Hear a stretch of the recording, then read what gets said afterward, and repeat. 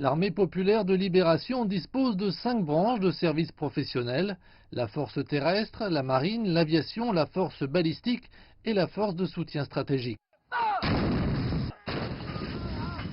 La force terrestre est la plus grande et la plus ancienne branche de l'ensemble des forces armées chinoises. Elle comprend des unités opérationnelles mobiles, des unités de défense des frontières et des côtes, ainsi que des unités de garde et de garnison. Il existe 13 corps d'armée, dont des forces d'opération spéciales et des brigades d'aviation de l'armée. La marine de l'APL compte 5 branches: la force sous-marine, la force de surface, la force de défense côtière, le corps des marines et la force aérienne navale. La marine dispose de 3 flottes: un porte-avions, des destroyers, des bateaux lance-missiles, des chasseurs de sous-marins, ainsi que des sous-marins à propulsion nucléaire.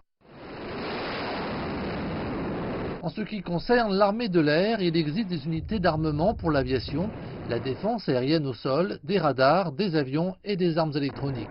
Parmi les armes de pointe, on compte le chasseur furtif J-20, l'avion de transport stratégique Y-20, ainsi que les chasseurs de combat J-10 et J-16.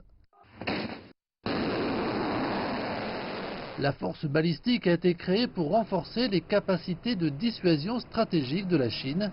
Elle est principalement chargée de dissuader d'autres pays d'utiliser des armes nucléaires et de mener des contre-attaques nucléaires et des frappes de précision au moyen de missiles classiques. La brigade de missiles stratégiques est l'une des forces de combat de l'armée. La force de soutien stratégique est un nouveau type de force de combat mise en place pour maintenir la sécurité nationale. Elle assure la guerre cybernétique, spatiale et électronique. L'APL compte 5 zones de commandement opérationnel: l'Est, le Sud, l'Ouest, le Nord et le Centre. Chacun se concentre sur le combat tout en étant responsable de la gestion des menaces à la sécurité dans ses domaines stratégiques respectifs.